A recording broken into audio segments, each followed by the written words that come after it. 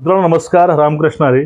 बघा, 2 दिवसापासून जे काही पत्रक सोशल मीडियावरती फिरत आहे, टेलिग्राम, व्हॉट्सअप, इतर ग्रुपवरती, यूट्यूबवरती, हे पत्रक खरं आहे की खोटं आहे की फेक आहे, असे तुमचे प्रश्न भरपूर होते. आपल्याला सगळ्या गोष्टीचा आज खुलासा करायचा आहे मित्रांनो. हे पत्रक 100% खरं आहे. पोलीस महासंचालक यांच्या मीटिंगमधील पोलीस भरतीची जी काही रूपरेषा पुढची आहे, जी काही नियोजन आहे, हे नियोजनासाठी हे पत्रक काढले होते. 2 पत्रक अगोदरचे.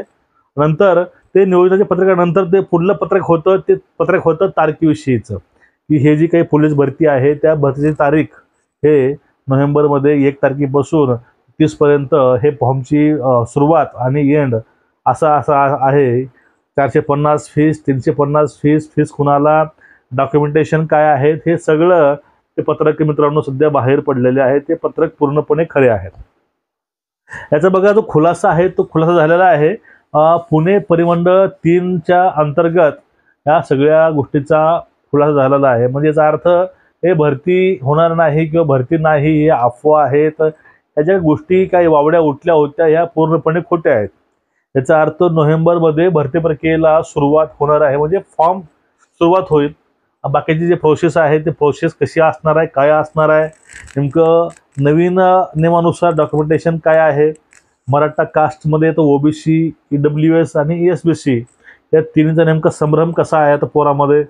ज्यांना EWS मिळालेले, ज्यांच्याकडे ESBC आहे हे मुलं आणि ओबीसी मुलं, ह्या तिघांचंही आपल्याला नीट नियोजन लावावं लागणार आहे. कारण मागच्या वेळेस मुलांनी EWS मधून फॉर्म भरले होते, पण त्या मुलांना त्यांची निवड होऊन सुद्धा त्यांना खात्यामधनं बाहेर काढलं होतं. कारण काय? कारण त्यांना फॉर्म भरायचा होता ESBC मधून.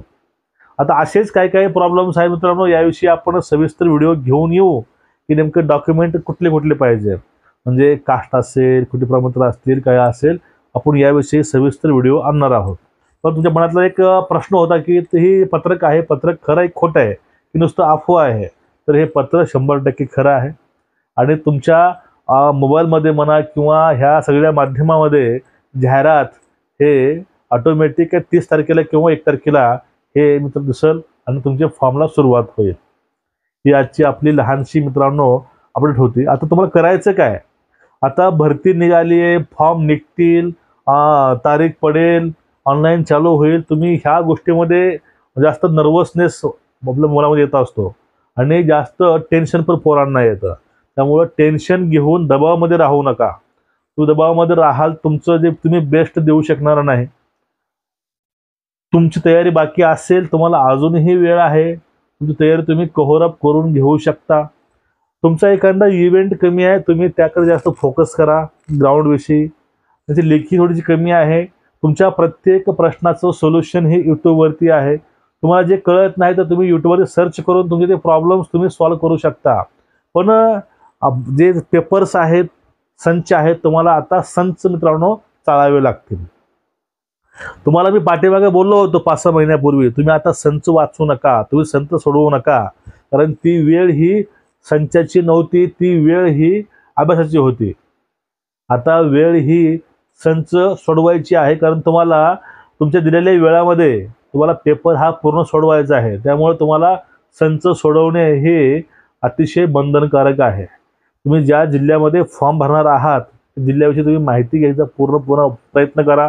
तिथील करंट अफेअर असतील, ह्या सगळ्या गोष्टी तुम्ही आपल्या जो काय आपला अभ्यास असतो त्यामधून ठेवून द्या आणि मित्रांनो तयारीला लागा. वेळ कमी आहे आणि वेळ जास्तही आहे. ज्या लोकांनी अभ्यास केलाय त्या मुलांना वेळ हा खूप जास्त असतो. ज्या मुलांनी अभ्यास केला नाही त्याला वेळ पुरणारच नाही. त्यामुळे नियोजन लावून टाइम टेबल करून तुम्ही आपल्या दिनचर्येला सुरुवात करू शकता.